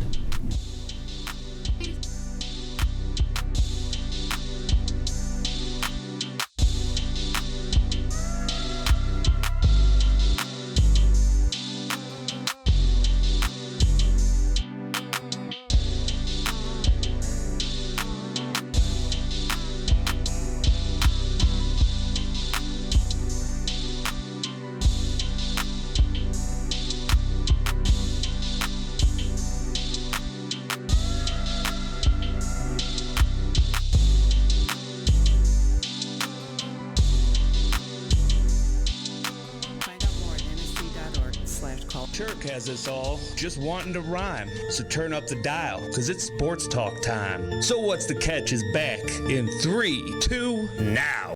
So Lisa, it's your birthday. Okay, we disavowed that episode. But we are back on So What's the Catch. Keep your headphones on, you'll know what's going on. But thank you, Chirk, with the sneaky comeback bumper that I did not even really hear. But I heard enough to know that it was not a commercial. Yeah, You're even right about that, James. I hate you. Season 4, episode 17. He said something in the break that was like trivia, and he was right. I mean, come on. he's the trivia king. We'll get back to that. But Hey, I anyway, was watching Simpsons while I was walking the treadmill yesterday. I've watched literally every episode of The Simpsons, but you still got me on that. So the episode I was referencing, you disallow it. We disavowed that episode. Okay. We'll talk about it off air, but we disavowed that one. Okay. Anyway, we are saluting General Baseball. General Baseball. General Baseball. Yes. So before we get to the main stories, one quick thing. This Saturday, I am going to the Indians game. You're going on Sunday. But it's a big game for me because I've talked about this on the show many times with the pyrotechnics and stuff. Since it's an afternoon game, I'm going to be trying full exposure, meaning no headphones, no earplugs, no ducking down, no leaving my seat. Facing the fireworks head on. God bless you. Yep. I'm rooting for it. Yep. I will give you an update on the next show. So, wanted to put that out there. But Miguel Cabrera hit his 500th career home run. Dude is, if he's not a Hall of Famer, I don't know who is. Well, he is a Hall of Famer. Yeah, he's a first ballot Hall of Famer. First ballot. Probably won't be unanimous, but he'll probably be pretty close. Yeah, for someone in today's MLB to be in the 500 home run club and have over a lifetime batting average of over 300, it's just incredible. I don't know that we'll ever see it again. I don't know that anybody's ever going to hit 500 home runs and have over a 300 batting average anymore. So, I wish he had actually done Maybe it. Trout if he plays long enough? Yeah, maybe Trout. Maybe Trout. I wish he had hit his 500th in Detroit. He had a week to do it, and he didn't. Yeah, I know. I mean, that's part of the problem playing in Comerica National Park is that it's so big. Yeah. That's another thing too. I mean, if you if you would have played in a ballpark like in Colorado or something, the dude would probably be at 700. Yeah. If he played Colorado or played for the Yankees. Yeah, or, yeah. I mean, if he played for the Florida Marlins, and that stadium was awful. Holy crap. So kind of random, but it is hour 2.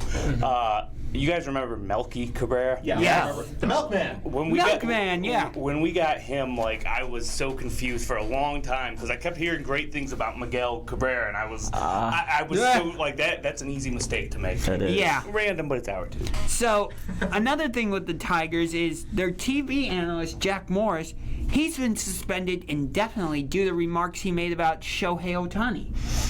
He made a very outdated thing you would see in a television show or a movie like 40 years ago when talking about an Asian person. Was he imitating? Yes. Yeah. Gotcha. Yeah. So, yeah, not surprised here. I'm not sure when or if ever he will be back on the radio, and that's a drive into deep left by Castellanos. We're talking an all-time worst apology I've ever seen in my life. Yeah, that was And one of the more pathetic apologies I've seen. Isn't the dude like a quite a bit older? Yeah. Of course, yeah. Not that that ever makes it right, but my point is, like, I just think it's more and more you're seeing like this cleansing of like that older attitude. It is. And he's in the he's in Cooperstown too. Mm-hmm. He's in the Hall of Fame. He's a TV analyst, not radio. Whatever. I don't care. Same idea. You will no longer be on air. Don't Yeah. spoil my joke. Yeah, just out of touch, just super Too out bad. of touch. I don't necessarily know that the guy, is or is not racist, but he's obviously got some inherent biases that he needed to address. I don't think that he's ever going to be back on TV or the radio again. I don't think that he should be, honestly. He shouldn't. When you show that you're that out of touch and you make a remark like that, in 2021, like, I'm sorry, maybe it's time for you to retire. You know, you could tell too that like somebody in between innings had to like tell him that was wrong. Yeah, he had no definitely idea. did. Like if nobody had said anything, he just would have. Doesn't make it right, but he issued yeah. his own half-assed apology. Right. Yeah, that was a horrible apology if I've ever seen one. And I'm sure he was told to do that. He was. Yeah, of Because course. he even said, I was told to, Right. that I said something that may have been offensive. So he was not even aware what he did was possibly offensive, which it was. Yeah. And again, it doesn't make it okay, but it's just this attitude is prevalent, you know, in baseball for whatever reason, still to this day, and it's something like I think they're starting to root out. Yeah. But this has happened, and I think you might see more cases like that. Well, I have 2 words for you. Are you ready? It's called old whites. Old whites. I mean, that's the point. Yeah, that's valid. They are slowly getting rid of the old whites. Yeah, but unfortunately, baseball is still not playing to the younger generation. Too long. Right. Yeah. There is a lot of problems with the major league game right now. That's the We'll put it hardest that way. one to get around, though. It is. Starts at How do 3, you ends shorten? at 7. Yeah. What'd you say? Starts at 3, ends at 7. 4 hours right there. Right. Yeah. Oh, man. But, you know, it's interesting that the Tigers TV broadcast has had quite the cycle in and out of people that they've had in their booth, because probably about 5-6 years ago, they had 2 guys, Mario Hemba and Rod Allen, that got into a fight during Oh, that's right, during yes. their broadcast. Yeah, that was over incredible. a chair. Wait, so this is Detroit? Yeah. That's why. Detroit's a crazy city in itself. So those two did not like each other, and it was like not a secret that they didn't like each other, and they got into like some weird fight over a chair or something. So Yeah. there's been like a cycle of guys for like probably 6 years now. Currently, the Tigers are losing to the Cardinals 2-1 at the end of the 7th inning, by the way. Oh, okay. Thank you for that. Breaking news. Thank you for that. All right, what we got here? Freddie Freeman hits second career cycle against the Marlins. Yeah, he hit his second career cycle, which means you get a single, double, triple, and a home run, and he did it all in 6 innings. Did he do I forget what they call it, the cycle we do in order? Oh, I don't think it was in order, no. No, I don't think it was in order. That's so hard to do. Good for Freddie Freeman, though. I mean, talk about just like an all-time stand-up guy, just good representative of the game of baseball. I'm happy for him. Yeah. But the only thing with the cycle, like, it's fun, but, I mean, it's a gimmick. I mean, there's better games than a cycle, you know, that people have every season. It's Are just there, that- though? Yeah, absolutely. 4 home run games have happened. Yeah, I get your point is valid. You can hit for a cycle and have 1 RBI. For me, Yeah, one.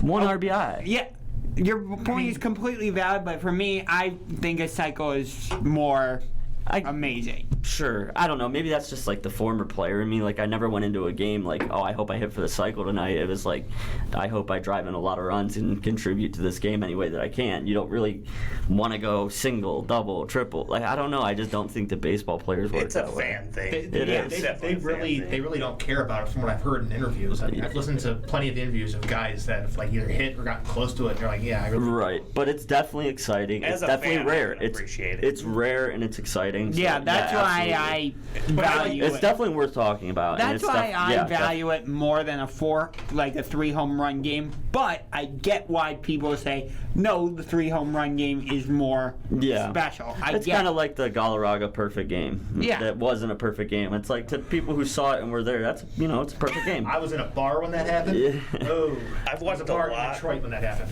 I've watched a lot of baseball, and I have never physically seen a game, watched a game live, and seen somebody hit the cycle yet.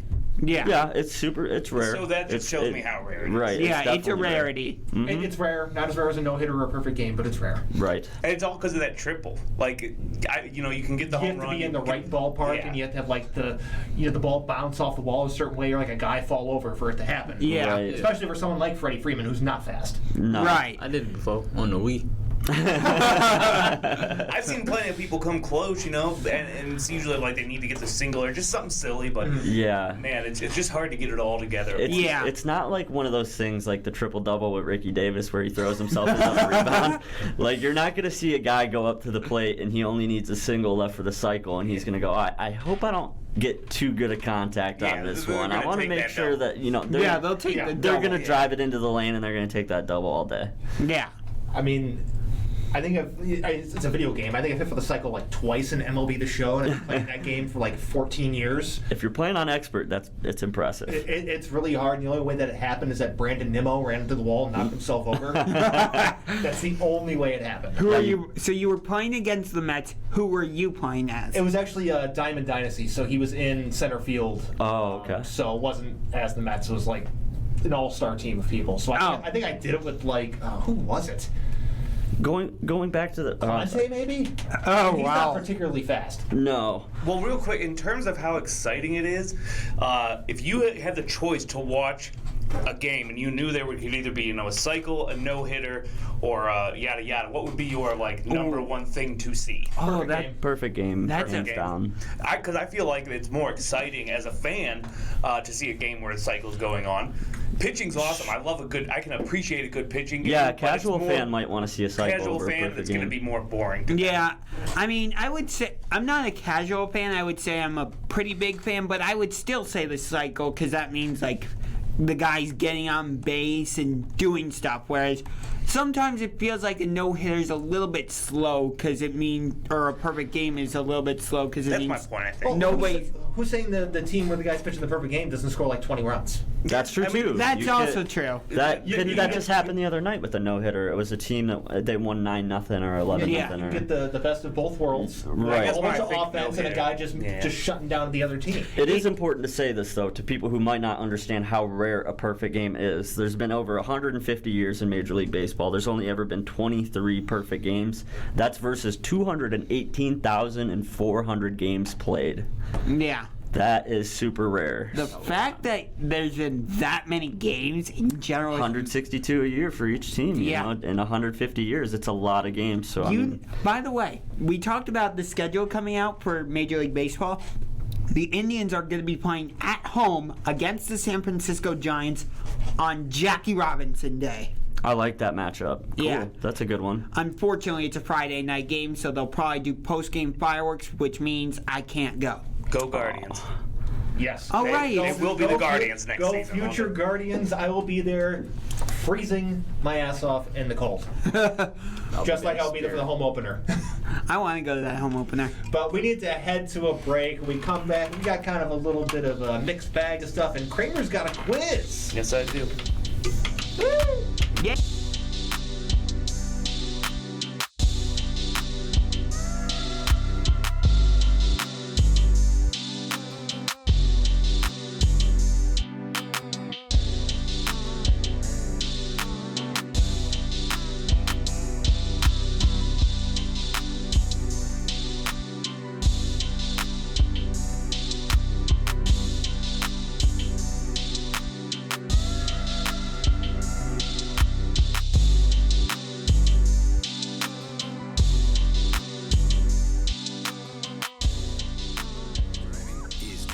So what's the catch on All Sports Cleveland? Trying to stump James for over 6 months and failing. But hope springs eternal. It's Kramer quiz time. Yes, sir. Well, it's not quite Kramer quiz time, because we got a couple hockey topics to get to first. We'll make it quick. Yes. We know y'all don't like the hockey talk. And Yeah, we don't really. Hey, Berserk. I'm a credentialed media member for the Cleveland Monsters, my friend. Oh, hey, okay. Yeah, So we and- got an official hockey guy And here. excuse me, but I am a partial season ticket holder for the Monsters. So quickly, because everybody wants to get to Kramer quiz. Yes. What is the hockey? What's the haps in hockey? You have 3 minutes. Go ahead. Okay, no problem. Defenseman Owen Power, the #1 overall pick of the Buffalo Sabres from this year's NHL draft, has said, nah, I don't want to play for the Buffalo Sabres. I'm going to go back to Michigan. Let me jump in real quick and just by saying that he's choosing to go back to what might be the greatest college hockey team of all time. We're looking at a roster here that's going to go to the Frozen Four, and they're going to win it. Oh. We have 4 players, 4 drafted in the top 5 of this year's NHL draft, and out of those 4 players, 3 of them are choosing to return. Not just Owen Power. It's a trend. It's not an exception, and that's because these guys are so excited to go kick every size in the Big Ten this year. I think it's Definitely on their way to audio. Definitely clipping that audio. Yeah, we're clipping that audio. Good, clip it. I'm serious. Clip But it. I think it's also Clip that Owen Power does not want to play for the dumpster fire that is the Buffalo Sabres. That's it too. Because they are an absolute dumpster fire. Holy crap. Yeah. That's the great thing about hockey. They can choose to go back. Not only that, he might come back next year. Yeah. Baseball do that too. So, yeah, they although should. if you do that with baseball, you have to re-enter the Yeah, draft, you do have to re-enter, and which is get not the case redrafted. with hockey. If you go back to school, you can go back to the team that drafted you. And then the other story, hence why I'm wearing my Vegas Golden Knights shirt, is because we might only soon have one hockey team in the desert. And not two, because the city of Glendale, Arizona, has decided to not renew their lease with the NHL's Arizona Coyotes. Now, Commissioner Gary Bettman has come out and said the plan is to keep the Coyotes in Arizona, maybe move the team to like Tempe, but I don't think they're staying in Arizona. I think they're moving to Houston, Texas. Yeah, I don't know. I mean, putting a hockey team in the desert never made sense. It still doesn't make sense. I mean, with that being said, though, you look at the Tampa Bay Lightning and their success. You know, warm weather climate teams can do very well, but Arizona's not crazy about hockey. They're not. So Vegas I don't went to- think it's that big of a deal if they pack up Vegas and went to move. the Stanley Cup final in their very first year. Right. So my problem with the whole Houston thing is that there's already a team in Dallas and Texas. And hockey So? is not necessarily a popular sport in Texas. Putting another team in Texas sounds like a terrible idea. I see Alaska. What's more? Alaska. Just throw another team in Canada. Just move them back to move them to Something like Canada. that. Seattle Something got their cold. team that they deserved. Somewhere back- like Seattle. Another, maybe Portland. Oh, I got an idea. Move to Hartford. Bring back the Whalers. There you go. Bring the I whale thought back. you were about to say move them to Quebec and bring back the Nordiques. That's it. Well, that too. NHL '94. Let's go back. Okay, quick thing before we go to the quiz. I am wearing my Minnesota Twins hat that, as he has a timer on me, but I got this hat as a replacement for the one I somehow lost in Aspen, 3, Colorado. 2, Done. Cutting One. it close, cutting it real Oh, close. look at that. All right. Hey, Chirk, you said you had a berserker. Yes, I do have Berserkers of the week. Berserker of the Plural. week? Get it with this. Let's have a drum roll. Okay. You didn't make a bumper. Yeah, you need to make a bumper for this. I Drum do roll need to beat. make a bumper. The Berserkers of the week are all the Berserkers and everybody here that was supportive of what happened last week because I was going through a lot. So Nice. All right. I want to thank All right, it's Kramer quiz time. everyone that was supportive. I'm a berserker right now. So kudos to me. Anyways. It's all of you. Kramer quiz time. So since Chirk earlier said Super Bowl, Super Browns, I thought that we should go ahead and take a look at some Super Bowl related questions. Ooh. These are supposed to be 12 very difficult, supposedly. I never, want to say that till we're sure, but supposedly very difficult Super Bowl questions. Tom Brady has won 6 Super Bowls, Mr. Tom Brady. Which player has the second most Super Bowl Joe wins? Montana. Joe Montana. Yeah, Joe Montana. We said player. This is saying you are wrong. So you said player. It says which player has the that's the second key word right there, most not quarterback, Super player. Bowl wins. Yes, Oh, player. player. Oh, okay. I said these are supposed to be difficult because I didn't think it was that easy. Okay, that's all actually a football? really good question, then. Is it? Well, that quiz It is a Hall of Famer, I can tell you that. Jerry Rice. No. How many did? Tim Brown. Mark Schlereth. What's really bad about this Chris is Long. I don't even know who this guy is. Like when I tell you, you might know who he is. Steve Atwater. None of you have got it so far. Terrell. No, not Terrell. So I Davis. can't even really give you hints. Other than it says he's a Hall of Famer. Okay. So we're Is he an talking about an offensive older lineman? player. He doesn't know who he is. Oh. Any last guesses? Super Bowl era. We're not talking like NFL championships before Super Bowl, are we? Rod Woodson. Because if we're talking championships, we got Jim Brown, we got. It is Charles Haley with 5. Haley. Charles defensive, Haley. Defensive Who is end. that? He was a defensive lineman. Okay. Yeah.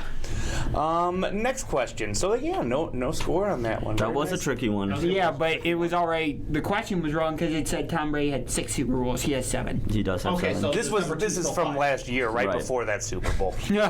Whatever. Name the 7 starters. This is a difficult one too. Name the 7 starters, offense and defense, from the Chiefs' Super Bowl 4 team to make the Pro Football Hall of Fame. Oh. I can name one. Len Dawson. Len Dawson. Yeah, that's all I can name is Len Dawson. Definitely Len Dawson. Anybody know any of the Curly other Cup. ones? Yes. If you get one, you win, Church. I'm giving a point to both of them. I think any one is a point. So all 5 of you got 1 because everybody got Len Dawson. Yeah. And I'll give Chirk 1 there for Curly Cup. Anybody else got any other guesses? I got nothing. I got none. This is tough. You're gonna say a name I know I'm gonna be mad. Yeah, I don't know. Len Dawson, Curly Cup, Buck Buchanan, Bobby Bell, Willie Lanier, Emmett Thomas, and Johnny Robinson. Nope, didn't know any of those names. Yeah, I knew I Emmett know. Thomas. I'm glad we're getting into some That was a obscure tough one. stuff. Never heard of them people. Name, question number 3 now. Name the 4 QBs to start the Super Bowl with multiple teams. Peyton Manning. Tom Brady.